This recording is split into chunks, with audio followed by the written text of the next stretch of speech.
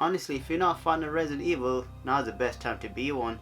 I mean, we already got Resident Evil 7 that revitalized the series and put it on the map again after the decline of several games. Then we had Resident Evil 2 Remake, which was spectacular. I've only played a little bit of Resident Evil 3 for the PlayStation 1, haven't got very far. I watch other people speedrun the game, so I know what it's all about. But for me, I don't have a connection to it, well, not yet. And now, well, we got Resident Evil 3 Remake. And with the third one finished, we now have Resident Evil 1, 2 and 3 finally remade. And so how is this game? Well, unfortunately I've beat it very quickly, like it took me 4.5 hours. The intro of the game starts as a new segment showing that the disease have already spread through Raccoon City and everyone's in a riot, destroying cars, burning down buildings and going on a rampage. Somehow this reminds me of the pandemic we're facing with the virus in April 2020. It's strange how the game came out during it, but it's not Capcom's fault. I mean, they did predict the future. Just take out the cannibalism and we're all just the same as the zombies. Well, they don't care about toilet papers and hand sanitizers. But hey, at least you get to see how Nemesis is made. Once you get control of Jill, the game starts like Resident Evil 7, as a couple of minutes are in first person mode, and then after that the game just jumps up. I mean, right after the bat you get introduced to Nemesis.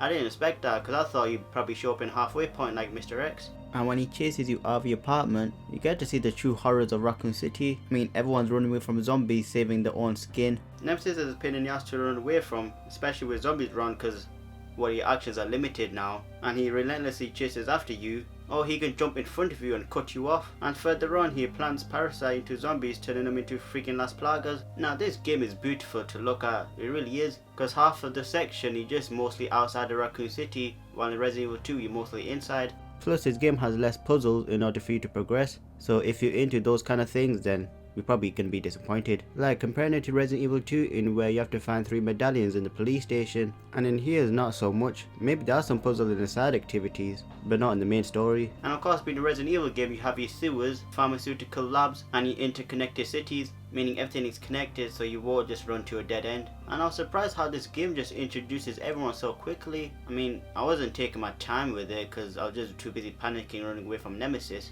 but I was expecting this to be, well, at least 6 hours. But what can you do? The character design for Jill and Carlos looks great. The previous design for me is like they were wearing a costume. As for here, they look more realistic, like they're wearing everyday clothing. And when they showed Jill in one of the screenshots, I thought they used the likeness of Mila Jovovich. They both look the same, but that isn't the case as she's just inspired by some other models, although you could have fooled me. The story of Resident Evil 3 takes place before Resident Evil 2 and in between, so you kinda get an idea of how Resident Evil 2 Remake ended. It also shows you what happened to Raccoon City when you finished the game. Everybody just died in an explosion. Jill is laid off of the police force because she knows too much about Umbrella and its secrets. However, it gives you perfect opportunity to revisit previous locations from Resident Evil 2 Remake, like the police station and Kendo's gun shop, and get to see certain characters from Resident Evil 2 and how they came to be. Like for one example, it shows you how Marvin was bitten, as before in Resident Evil 2 it just shows you him already being bitten. And yet in this game you're constantly being pursued by Nemesis. As you seen in the trailer, he has a rocket launcher and a flamethrower and he just doesn't know when to give up. Also, it's super funny how the rocket launcher has no AoE, and when Nemesis destroys the huge toy uncle face with a rocket launcher, as the round bubblehead tumbles down and falls very slowly, and Jill had to run away from it. Kinda like Indiana Jones.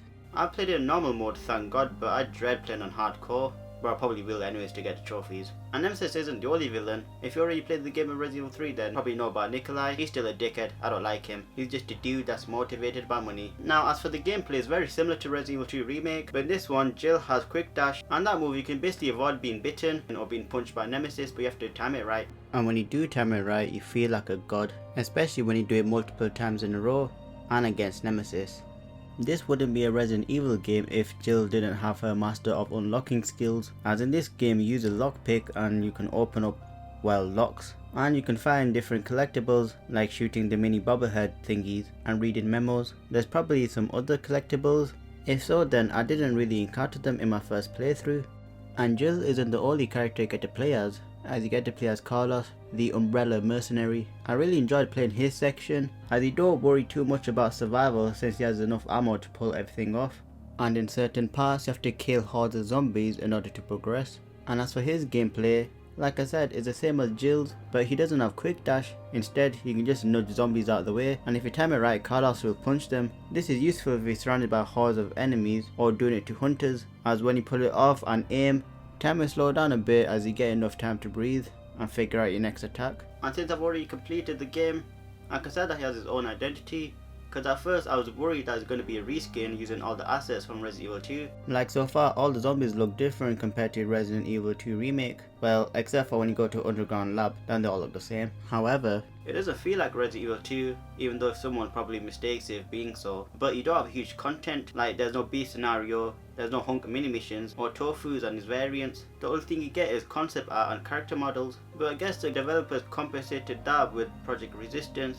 an online game, and since I don't have PlayStation Plus, I can't play it, so I'm not going to speak on it. And when you finish the game, it has post content. Like you earn skill points and you can redeem them in shops for special items and infinite weapons. And the BOW models looks terrifying, especially for hunters since this is their first time appearance, with this game engine mind you. And like I said, this game has a sewer level, and I was hoping that we didn't get to fight Adult G or something that's similar like that since it was pain to deal with, but instead you have Hunter Gamma and they're much easier to kill. I didn't have no problems with it. Well, I did die like 4 times in a row, but after dying twice I just gave up and just winged it, so those other last 2 deaths were my fault. And Nemesis model after each mutation was horrific to look at. Not horrific in a bad way, but like think of it as William Birkin in Resident Evil 2. Once you unlock the character models for them, you can see the little details in the design. For Birkin, slowly you can see his face just deteriorating from the body. And as for Nemesis, well, he doesn't have the face to begin with, and I don't want to spoil what he looks like, well, what his mutated form looks like. But I will say that his face looks like a liquor, and that's all I'm going to say about the face.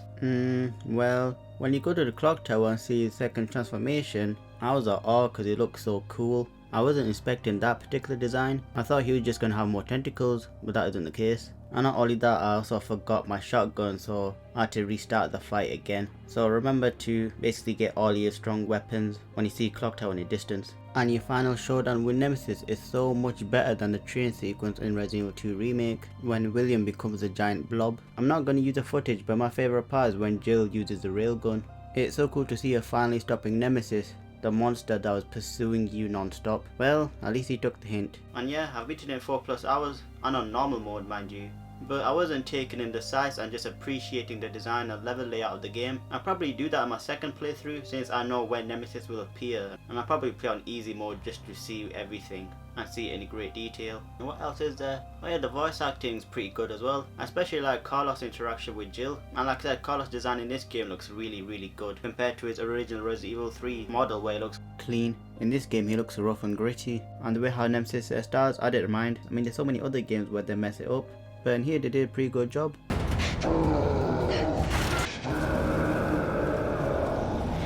The boss fight in this game are a little bit better than Resident Evil 2 Remake. And overall, in my opinion, I said the game is neck and neck to each other. They're both good in their own right, but it's up to you on how you feel about it. I really did enjoy the game. I'm probably going to play multiple times to get all the items and infinite weapons. And if I have to give a score on the game, I'll give it an 8 out of 10. I really did enjoy the game. And that's all the thoughts I have in my head, I guess then. Well, see you.